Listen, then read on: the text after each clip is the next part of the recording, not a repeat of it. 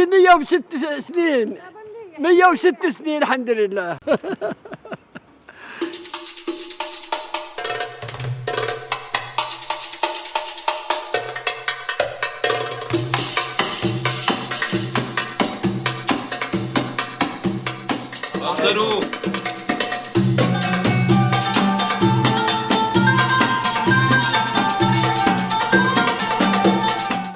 Welcome to Meet Us on the Abraham Path.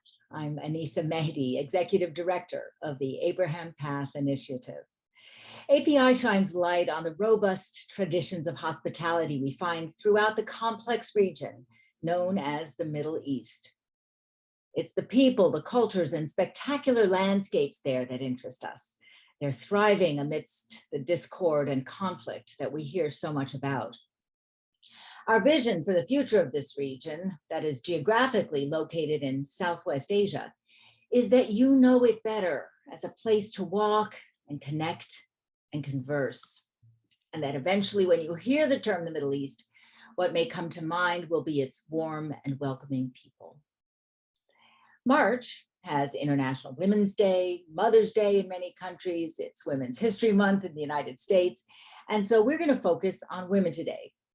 Lives, limits, stereotypes, and successes. Joining us today from Hamburg, Germany is Arzu Yilmaz.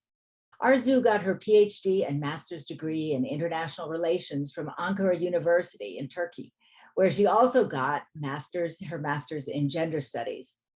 For 7 years, she was a visiting scholar in Iraq and chaired the Department of International Relations at the American University of Kurdistan.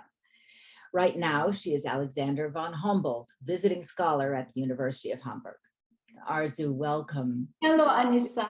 Hello, we're so grateful, Arzu. For the past decade or more, you've been an advisor to the Abraham Path, and now you're helping us navigate the development of new walking trails in Iraq, beginning in the Kurdistan region. Thank you so much. It's a pleasure. Thanks for having me. You know, you've been around the Abraham Path for a long time.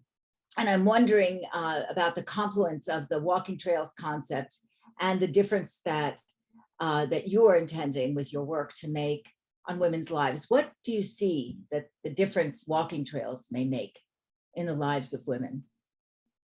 First of all, learning. We are, by walking, we are able to learn more and to transform the stereotypes which shape our perceptions.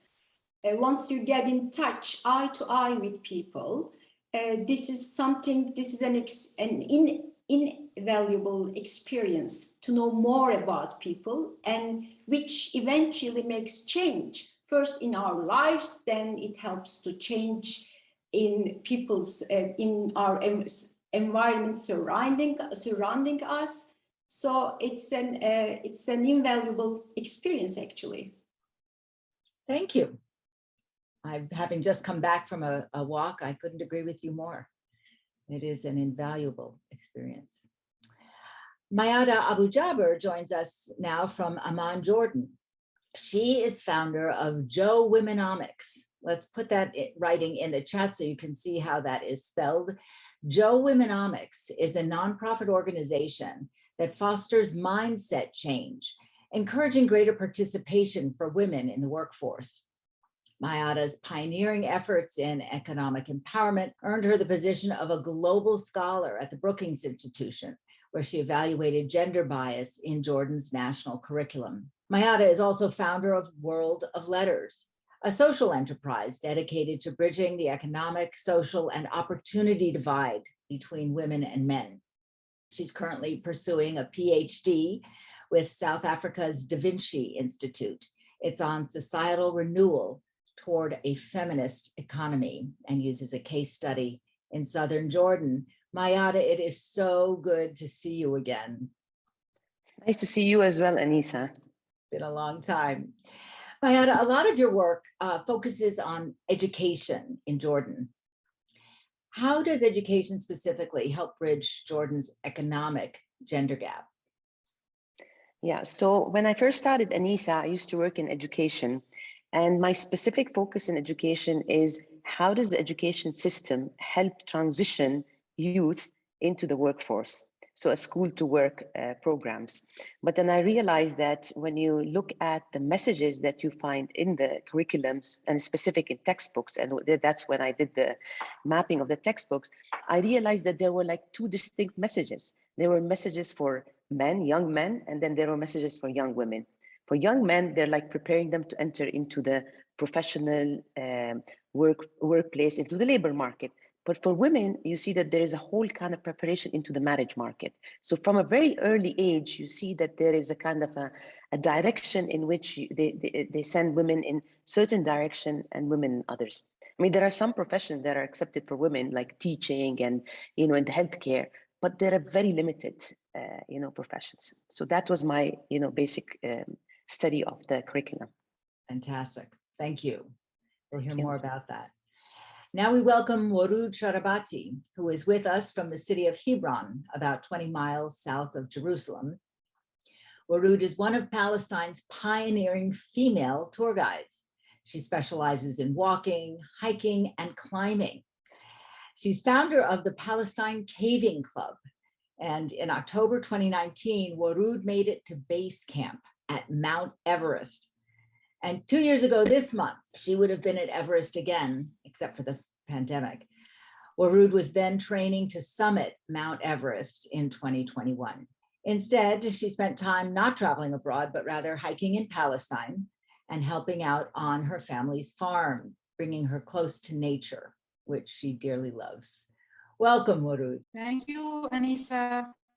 It's nice to meet you again. It's very good to see you. It's been a long time since our visit at Lamar Guest House in Hebron.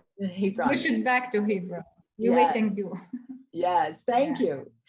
I'm wondering, Woroud, if you're still planning to become the first Palestinian woman from the West Bank to make it to the top of the world. Are you still planning to climb Mount Everest? I want to do it. Yeah, I want to do it, and to inspire women in my country to follow their dream. Seeing you do that, I'm sure would be a big step in that direction. I hope that, yeah. So as we start talking about inspiring women to reach their dreams, let's start with you, Woroud. What attracted you to hiking and caving and climbing in the first place? Why is that your passion? I like how I feel when I make any adventure like hiking or climbing. I like how I feel and the success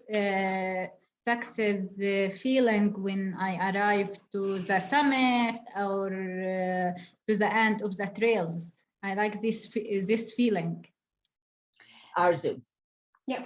What drew you to the academic world, where you are really pursuing uncovering the whys and wherefores in international relations and specifically gender studies? To be honest, I think I wanted to shape my life due to my own decisions. So, which drove me eventually to question authority, power, hierarchy, order I live in. So, by questioning these concepts, I found myself studying politics. Ultimately, now when I remember my, like I was at the beginning of 20s, my intention was to enhance my capacity to shape my life upon my own, merely upon my decisions. So that was the, I think, main driver of my choice, which has not changed even today. I mean, the world is changing, the challenges we face with changing. So enhancing our capacity, our capability is an ongoing struggle. So that's why I still study politics. They say everything is politics, right? And politics is local. Mayyada, how about you? What is your passion in this world of women's empowerment? Oh, my passion, Anisa, maybe when I was in my 20s, I never thought I would be doing this. You know, when I was in my 20s, I was an environmentalist, I was a geologist, and I felt I'm going to come back to Jordan and I'm going to work in nature. And then when I came back, I had my master's degree, came back to work in one of the natural resource authority. And I realized I was among, maybe the only woman among like all these men working there. But that's not a problem for me. The thing is that they kept on reminding me that this wasn't a job for a woman. And they kept on after me and that this is not going to be a job for a woman. I remember this was like in the 90s. So I'm like, in my 20s, I decided, maybe they're right. Maybe I should do something else. So I started working in education. And later on, when I started doing the education for employment projects, I realized, wait a minute, like 30 years later, and still women don't have choices. When I was training women, employing them into employment, they would say, you know what, there was a whole pressure of the family, what kind of jobs they can choose. It was a decision of the male members of family if you can work in certain jobs. And then I also realized that there are also policies that forbid private sector to let women, for example, work as geologists in the field. So there were also these policies. So there's a whole kind of structure that actually forbade women or like make the choices on behalf of the women. So I got into into women empowerment because of injustice that I went through when I was young, and I felt maybe we need to work harder so it's not injustice for everybody else. Thank you for doing that, because I think that's ubiquitous on the planet Earth, and possibly worse in the area we call the Middle East and North Africa. I'd like to dig into that a little bit. Woroud, did you find that when you knew you wanted to be a guide and a climber, was that particularly difficult for you because you're a woman? Yeah, it was difficult because some people look to the woman, she should be kind and she should be in the indoor work, not in the outdoor work, And some people, they think they have the right to tell you what you should do and what you shouldn't do in your life. For that, it was difficult for me because I should go to the mountain or to walk in the trails. And some people think this stuff, it is not safety for the woman. And you didn't have those concerns yourself? You didn't worry about safety, for example? No. I am feeling safe in natural. Nature gives you a safety that maybe you don't feel in a city. In normal life. Interesting. Are other people in your family similar to that, or were you completely an outlier? When I start my family, was supportive me, but now they're acceptable for me to get out and go to the mountain and climb and cave explore. And sometimes now they share me in my trips. Oh, that's wonderful. That's wonderful. Yeah. You're making a difference there. Arzu, let me check in with you on the kinds of stereotypes you bumped up against and the barriers to that full self-expression you were talking about earlier. In terms of stereotypes, actually, I would like to share an anecdote which transformed my own, perceptions radically. It was 2008. I went to Washington, actually Maryland, close to Washington, D.C., to assist my sister who gave a birth to my niece, Ada. And that time, I remember one day we went to Annapolis, a touristic site, again close to Maryland. And soon we realized that breastfeeding is illegal in Annapolis. It was 2008. And it was quite surprising for me, indeed. And like 2 months, after 2 months, I went to Kurdistan, Iraq, to conduct my fieldwork within the context of my dissertation studies. And when I saw a woman feeding her newborn in front of, you know, in a public place, in the refugee camp, in front of lots of men and women in a public space. Then I said, you know, even in different forms, women are, you know, facing with different types of restrictions, either in West or in East. So given that, I think the biggest challenge I faced with on the field as a female academician was being a single woman. Because in the Middle East as a whole, but particularly in Iraq, Kurdistan, I have realized that marriage, particularly empowering women socially, it doesn't mean that they don't face with, they have lots of you know, difficulties facing with, for instance, domestic violence is one of the biggest problem they face with. But at the end of the day, socially, I think, I'm not sure if my colleagues will agree with me, but marriage, even indirectly, empowers women in the Middle East socially. And as a single, you know, academician, I think I had quite, if I was married, I believe I could, you know, make better on the field and face with less difficulties. So I think it's important to highlight to what extent marriage empowers women empowers, to what extent they have to sacrifice to achieve this empowerment and so forth. So these issues have always been very much attracted me when I was working on the field. Indeed. Mayyada, I imagine you might have something to add to that. To what is that? To the question about marriage as an empowerment, as well as perhaps a challenge to women achieving their goals. Yeah, so the thing about the marriage market that I was talking about, and things have changed now. I mean, I saw also a question that says, like, is the curriculum still the same? I mean, we're trying a lot to actually do the changes in the curriculum, but I think we have this unconscious bias. We always feel that, and specifically in rural areas, there is a whole kind of thought that women have to get married because that's the security and stability of a woman. And sometimes even when you're trying to employ them in certain kind of jobs, there are certain jobs they would refuse, the family would refuse, because it makes them unmarriageable.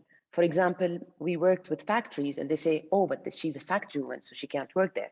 So what if they work in hotels? Well, she can't work in hotels because it's a mixed work environment, and then maybe her reputation will be. So there is a whole kind of perception linked to the whole kind of idea of marriage. So I think this fixation with the marriage and a woman has to be married at a certain age is actually one of the hindrances and obstacle to for women empowerment. But I see a lot of changes. I see a lot of changes with women, and I see a lot of women, and especially in rural areas, going out, and even their parents have, it's changed. They are going through the education system, and I believe education is really important, because that's where really you get the power to actually continue working and become economically independent. And then you don't feel that you have to get married and get, you know, the stability and security from a spouse. So it has been a challenge, but I think we are breaking this barrier at this point. In Woroud's case, her family finally came around and are supportive, right, of you being a climber and a trekking guide. So that there's one example, at least, of hope. We have a question here from Luke Daniels in our audience, who says, there must have been a lot of pressure to conform to the stereotypes created for you, I guess for all of us women. How did you feel that pressure? So were your families pressuring you to get married, for example, pressuring you to have a stay at home? Or did they realize that you were such a force of nature, each of you, that there was no way they were going to keep you down? Who wants that one? the man prefer here, the woman should to be at home and cook and be in the kitchen. But I chose to be in the outdoor and make adventure, and that not was easy for the community to see it. Yeah, and some people think the woman should be wear a fancy clothes and high heels, shoes. And if the woman get out from their comfort zone or go to the mountain and hike or climb, they think this make her less feminine from other women. Yeah, and maybe no one marry her. Some people think like there. I think about that too. Is it a problem if you don't get married? Perhaps not for any of you. Some people, yeah. Yeah, some people. Isa, Go ahead. yeah, I stopped at name calling, including name calling. And I remember when I was young, like in my 20s, I stopped having a name. They started calling me a bint. Hey girl, hey you there, come here. I remember when I was working as a geologist. So it's incredible how it just affects you. And this ya bint lives with me till now. How I stopped having a name, because they were so unhappy that I was sitting in this male environment that I stopped having a name as well. And one of the experiences also I had when I was working in the south of Jordan, I was managing a nonprofit, and the second guy, my COO, was actually a man. So when we went there, they thought he was the manager. So they came and started giving all this attention and took him into a room. Then he goes and tells them, look, she's the manager. They stopped talking to him. They were like, it was incredible. They stopped talking completely. Is it possible a woman is managing you? So I mean, there is all these different kind of small stories that happens, but in the end you overcome them and you show them that women are able to manage, women are able to become leaders, and these are in remote areas in Jordan. I can't say the entire Jordan like this because Amman, a lot of women are in leadership position, but in certain areas, I mean, they even question women being in leadership position as well. Arzu, you have a comment on that one?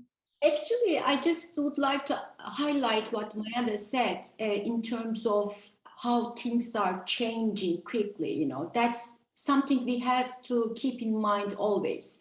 Even now, at this moment, things are changing. For instance, I paid a visit to Kurdistan a couple months ago, and because of coronavirus, I was not able to travel.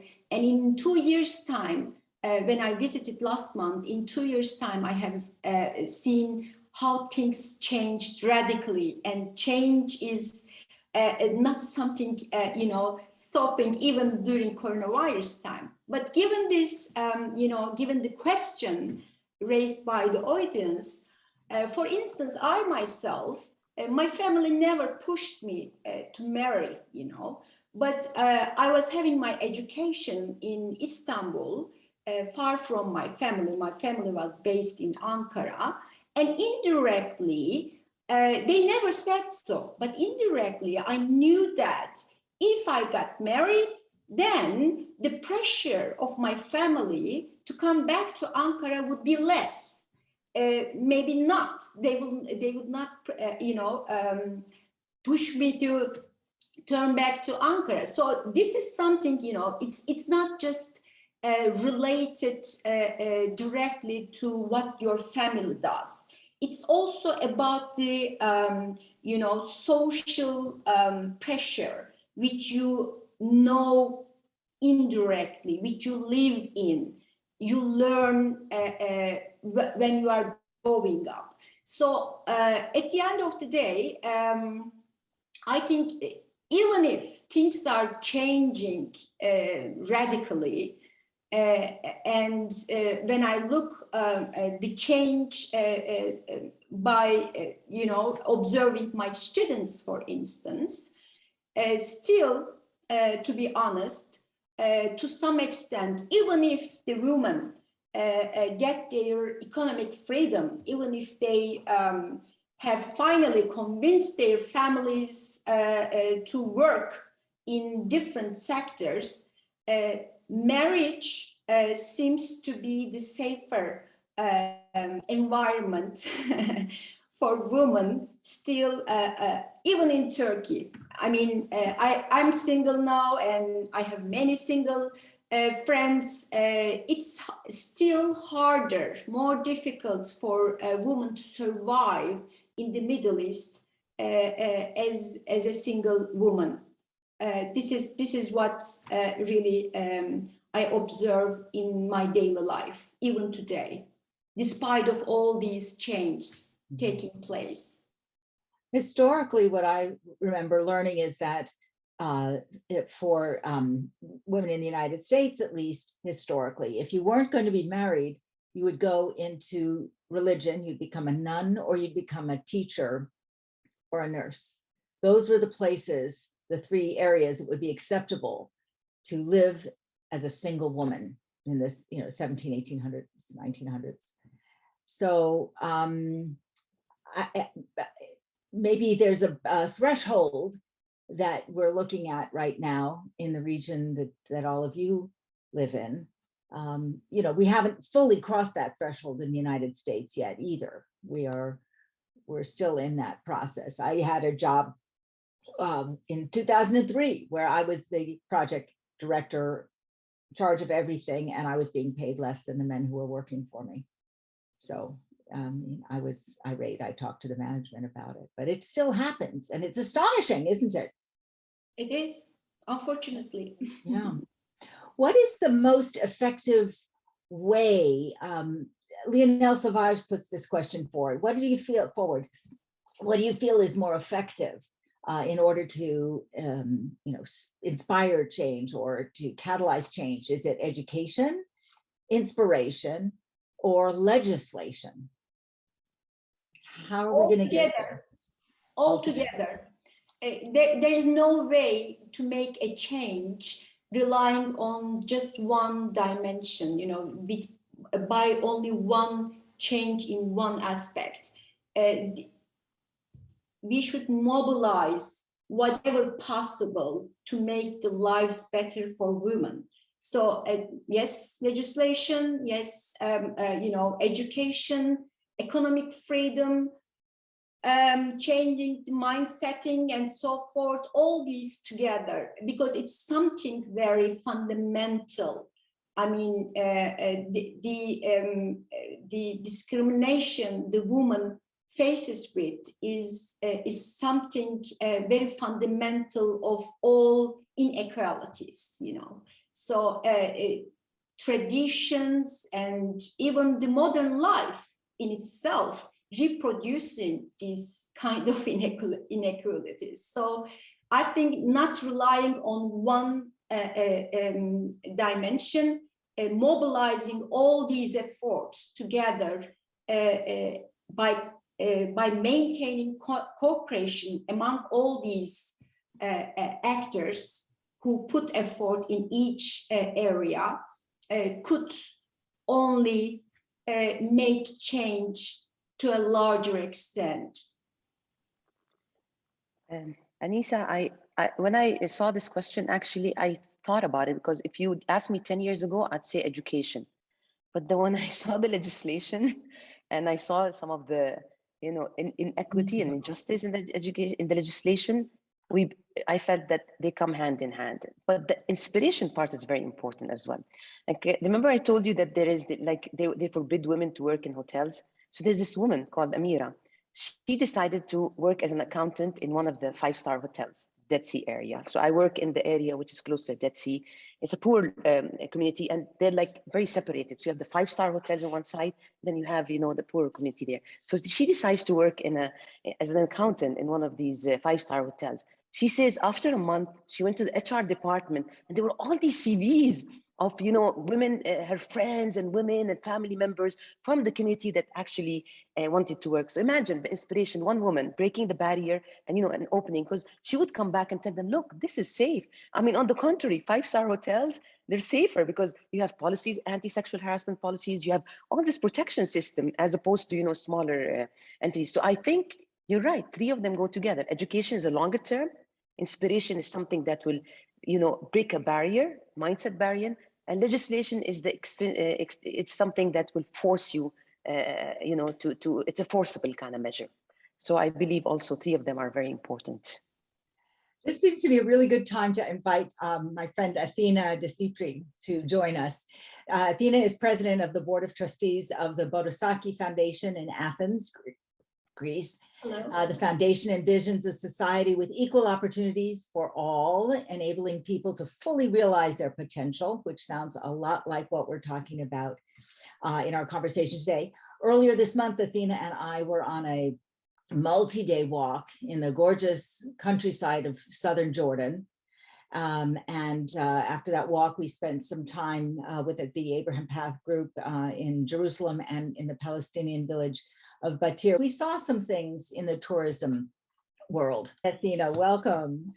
Let me say how happy I am to be here. And as Anisa said, we had this wonderful 4-day walk. It was a longer trip, but we had this 4-day walk, and it was quite an experience for me and my friends. For me, it was my first time in the Middle East, a troubled area as we understand it, but which area isn't troubled nowadays? I think we see trouble everywhere. I must say that it was an experience that we took in, all of us, very, very positively and very strongly. Now, on this subject, I did notice that we would see mainly men around us in the tourist business, but I understand that because there was a question, where are the women? And I understand that the women were, but they were a bit in the backside. So maybe they were in the kitchen cooking, but we wouldn't see them, in the hotel. We wouldn't see them in the rural hotels. In Amman, we would see them, as we would see in any other country in the hotel, very professional, very proud of their work, and very capable and efficient and everything. So as in most countries, I suppose there is a difference, city life from rural life. Is this something that, do we read it correctly? That's a good question, putting that to our panel. Is this the case? Is city life different from country life in terms of the quality of life and opportunities available to women? I think so, of course. I mean, in the daily basis practices enables women to have more freedom. For instance, using public transportation, distance. It makes sense to to discover the environment surrounding you, to get in touch with different people whom you don't know, because rural areas to a larger extent provides you a safe environment to communicate with each other.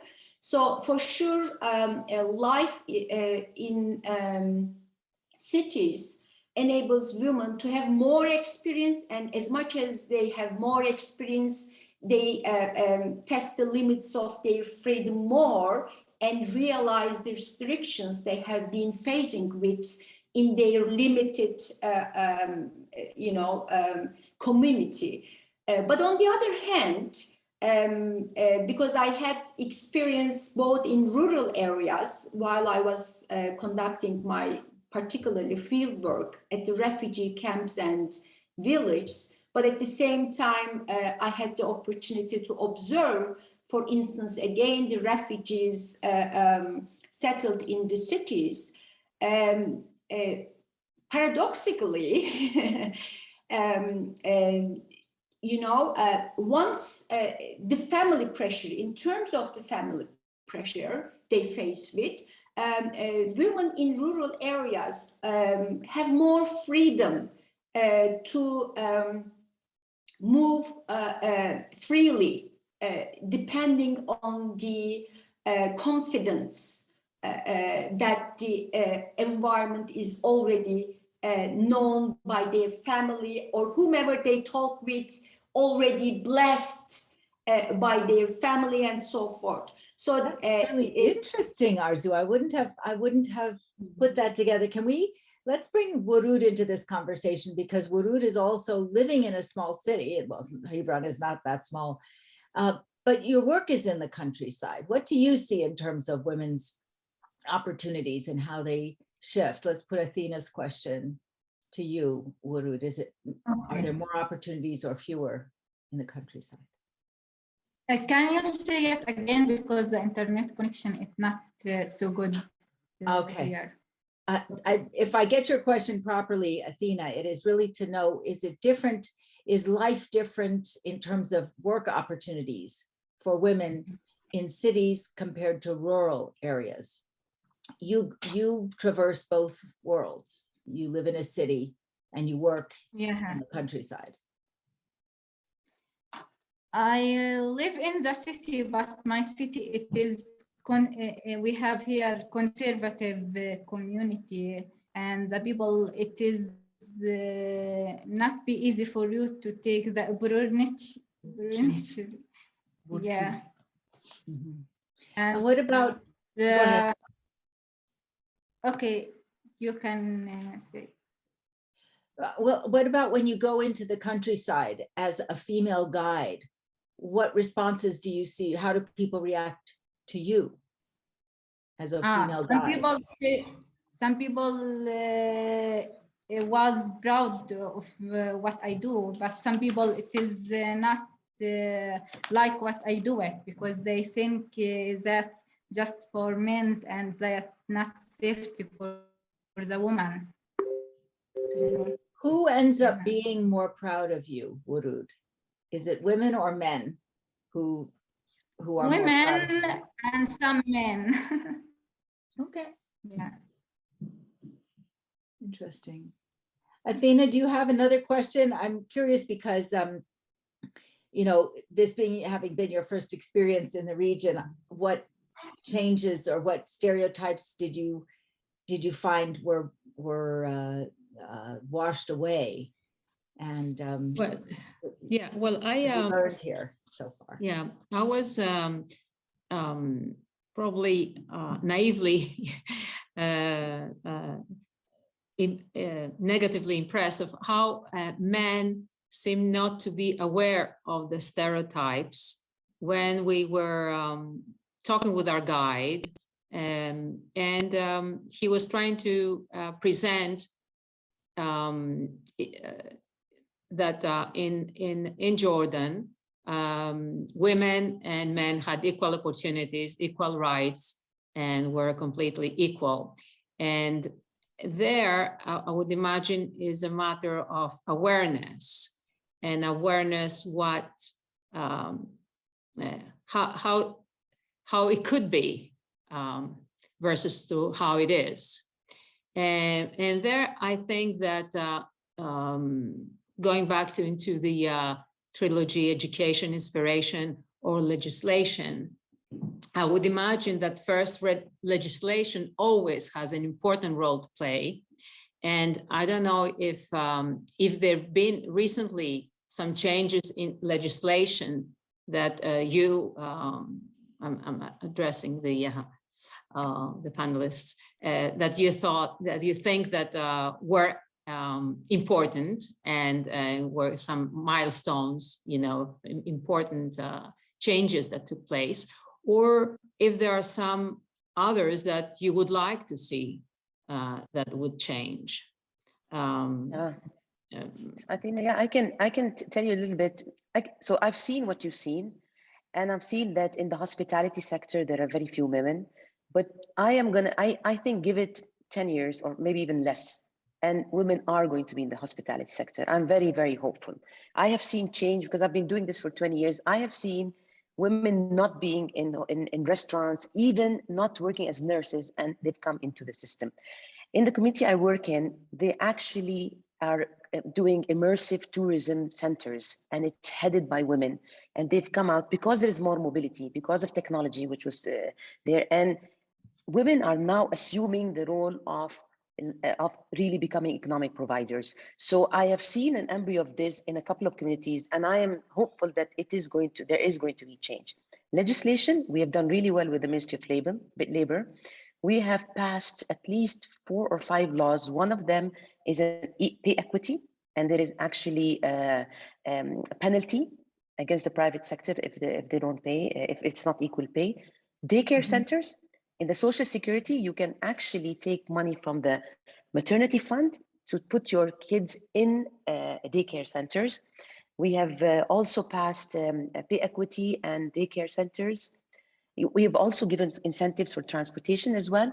So all these objective barriers, the barriers of inequity, which is there, we have tackled it in the Ministry of in the labor law. Even the sexual harassment, anti-sexual harassment law, we are fighting, and we're actually trying to change that as women movement. We're trying to remove all restrictions in the jobs. As I told you, there were like at least a page and a half of jobs that are restricted for women. So there is change happening. But I think the bigger change that needs to happen is in societal level. And sometimes women movements just work on the small Amman legislative part, and they forget that we need to work in the communities, and communities have leaders, and we need to build on local leaders because they're the ones who are going to create the inspirational change from community and mindset change. So I think I see change. I'm very hopeful. I'm seeing like 5 to 10 years from now, you're going to have women in the hospitality sector going to enter in. Even the education curriculum is changing. They've created an independent center for curriculum development, independent of the Ministry of Education. So they're able to integrate international standards. The problem with gender, when you write books, is that you have unconscious bias. Sometimes I say some things and I'm like, so this unconscious bias is what comes up in the first. Well, it's equal. But in reality, subconsciously you feel it is, it's equal, but in reality it's not. So we need to just, eliminate this unconscious bias towards a more, equitable society. I don't know if I answered your question. Yeah, It's no, good, you did. that it ties into a question we have from Diego de Soto, who says, could you comment on why things are changing for women? For example, is technology having an influence by providing educational opportunities or ways to participate, as was so widely reported in the Arab Spring in Egypt, ways to participate in the public sphere without leaving your home? Why are things changing, and why now?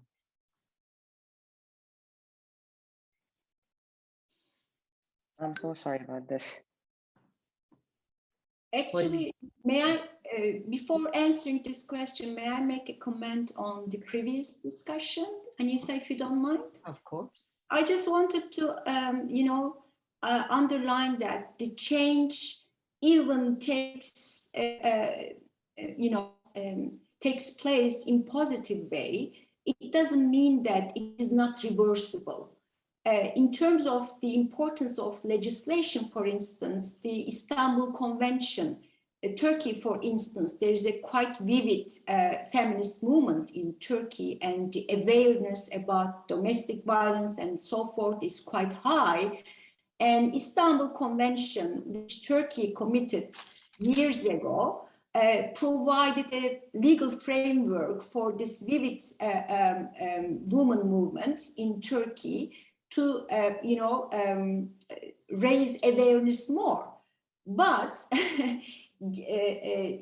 given Turkey's turn into authoritarian regime, Turkey decided to withdraw from Istanbul Convention, and what we have seen was the doubling numbers, increase in femicide, victims of femicide, and so forth. So within the context of this discussion, I just wanted to highlight that once positive developments are achieved, it doesn't mean that it is not reversible. So activities and efforts should always keep going. So this is something I wanted to highlight in this conversation. So why now and why technology? This is. I mean, I think coronavirus also, you know, is a very important input in terms of this, in terms of explaining why it is now women are becoming more active in terms of demonstrations or in terms of attending the activities. So once people had more experience at home and needed to connect with the rest of the world during this coronavirus, they learned how to use different measures to raise their voice, to connect with each other, to reach out people who face with common problems. So I think coronavirus is one of the issues which explains why now, if I didn't misunderstand the question. That's an interesting answer. Unexpected. Woroud, do you have an answer to add to that? Why is change happening now? I think with social media, that change is now it will be more easy, because when you're sharing photo for the woman do activity or something that be interesting for the people, and they will see the woman in different way, not just in the normal jobs or work. And that will help us to change what the people, how the people see women in this world. Yeah. We have another question from Lionel Sauvage, who says, let's talk about the veil. In our countries, and he's from France, lives in the US, the veil is often perceived as a way to exert control over women. And I think this is a good one for you to be answering for us, Woroud. Often in the Middle East, we see women wearing their headscarf with pride. And even the very young girls in more international and bigger cities are now wearing their headscarves with a lot of pride. Are these external signs important from the point of view of this panel, or is this the wrong fight? Yeah, I wear hijab because of my religion, because I am Muslim, but that not to prevent me to do what I want and what I like. With hijab, I can do what another woman, she can do. So in your case, in the case of many other women, this is not for men to show control. No. It's a choice. That was my decision, yeah. Okay. I'm also Muslim, and I don't cover my hair except when I go into a mosque. Yeah. Yeah. And I don't know if either of the other panelists would like to make a comment on this. I'm also, I would say, Anisa. I'm also Muslim, and I refuse to cover my head or use a headscarf. Actually, this issue is very much intertwined with the freedom of religion, expression, and so forth. But especially in Turkey, particularly since 1990s, there is a quite, huge activism for freedom, for veil or headscarf in Turkey and so forth. But ultimately, at the end of the day, even women, I know lots of women in Turkey who still wears headscarf, accepts the fact that even if it's their choice, at the end of the day, the veil or headscarf is a tool for men to seize control over women, but in terms of body politics, for instance, or in terms of any issue, it provides opportunity to men to size control over women mobility. That's a fact which I don't myself reach out, but shared by those who still use headscarf,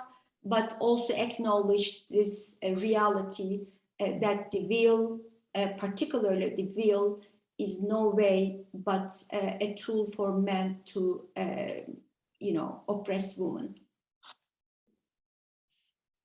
So Anisa, I believe it is about choices, right? So if I don't have a choice of the job I'm gonna do, I'm not gonna have choices in others. So if the choice of the veil is her choice, it's well and good. But if the choice is not hers, then in any case, if a husband tells her like wear a mini skirt, then it's not her choice. Like it's all about choices. So if the scarf is her choice, then I don't think that's a big issue. So the question has to be more about, is it her choice or not? And I believe that for women to become economically independent is a route towards her making her own choices. And in the end, also economic independence also helps in political participation, giving her a voice as well. So I think instead of focusing on the veil, I think we need to focus on economic independence, on women entering into the political life, assuming leadership positions. This is the wrong fight, I think. And I think the real fight is to give enough agency for women to make their own decisions. The veil is like the job. It's the same thing. It's the same thing. It's just you see the veil, but you don't see that I didn't get the job, right? So I think that's the real thing, not about remove the veil and put the veil. It's really, so I don't think that's the right argument in our region. Okay. You know, I was going to ask as a closing question to each of you, if there were only one thing we should remember about women in your country, what should it be? And maybe what I'm hearing from you is that it's about choice. Ultimately, it's about choice. Woroud, what is the one thing that we should come away from this webinar knowing about women, in your view, about women in Palestine? I think every woman, she have the strong, but we need to help them to see and to look to her strength in a different way, and she should to see her in different way, not just in the normal jobs. We should to make women see themselves in the outdoor activity and in the mountain. Yeah. Great. So broaden our perspective. Broaden our perspective on how we see women. Thank you. And Arzu, what would be what's our takeaway from you? Start with change from your own life. Then things will gradually change. First in the, in your environment, and then beyond the borders of your life. Start the change with your life. Athina, do you have a closing comment you can share with us? For me, is that change takes time. And I agree with Arzu that one has to be persisting. I believe that it's important to whoever feels that can inspire or help others to do so. And I was very impressed with today's panelists, and thank you very much.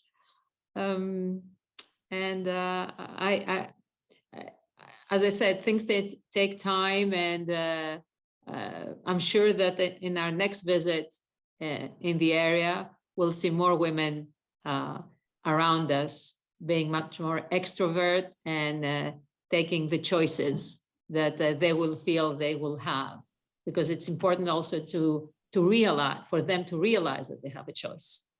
Yes. Well, I thank all of you, a very impressive panel. Thank you, Arzu Yilmaz, Mayyada Abu Jaber, and Woroud Sharabati for your fight, for your light, for your insight and your stories. And thank you, Athina Dessypri, for your questions and for your interest in all of this. For our audience, I want to remind you that Abraham Path Initiative is a not-for-profit organization. We're based in the US. Our webinars are part of our education and outreach mission, and that is to introduce people and cultures from the region we call the Middle East to a glowing global audience. Step by step, we're driving economic growth and cultural heritage preservation through community-based tourism and online programming. And I want to take this moment to thank all of our financial supporters who are in our audience today. We couldn't do this without your support. And if you're not yet a financial supporter of the Abraham Path, it's very easy. Go to our website, www.abrahampath.org, and click donate.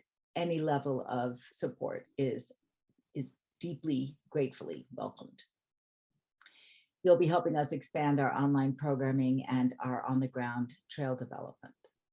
Next month, we'll be all about Iraq, where Abraham Path is catalyzing new trails for walking and getting to know one another and local economic development. We're starting this venture in the Kurdistan region in Iraq's northeast, which Arzu knows very well. And we'll be moving southward in years to come to Baghdad and beyond, where my father came from. We'll leave you today with a short video about a woman who is a mom and a wife and an entrepreneur and a homestay host in the village of Arabe, Palestine. She is Ayat Mardawi, an example of how API's work helps to change lives. I'm Anisa Mehdi, and for all of us at the Abraham Path Initiative, thank you for joining us. We hope to see you next month. انتوا في بيت المرداوي هوم ستاي اللي اسسته انا وزوجي في شغلنا اللي هو استضافه السياح الزوار اللي بيجوا عن طريق مسار ابراهيم.